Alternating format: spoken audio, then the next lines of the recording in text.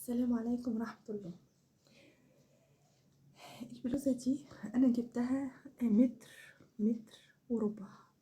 المتر وربع كلفني 100 جنيه. عملت موديل. أنا مش خياطة، ما بعرفش أفصل، لا بعرف أعمل حدة ولا بعرف أعمل رقبة.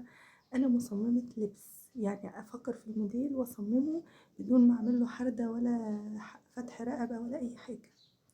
عملت الموديل ده يتلبس بثلاث طرق. أول طريقة، طبعا القماشة دي زيادة، أنا مخيطاها زيادة. ده أول موديل أهو، ده أول موديل.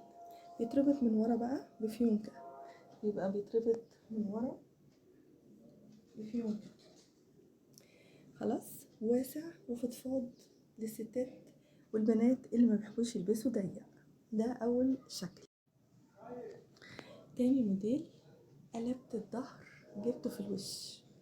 ده الظهر اللي انا كنت بقول لكم يتلبس يونكه من ورا، بيبقى شيك جدا، بس جبت ده وكشكشته عشان تبقى قصيره من قدام وطويله من ورا اهو.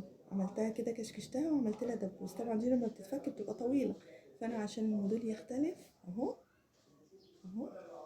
عملتها قصيره من قدام وطويله من ورا كده. تاني شكل للموديل اللي احنا لبسناه، التايجر، والكمام عاديه اهي، واسعه اهي،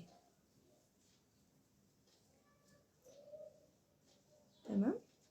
هوريكم بقى الموديل التالت.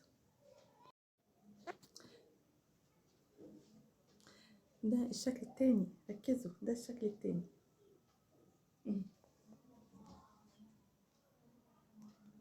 الرباط لو فكيته اهو، الكم اهو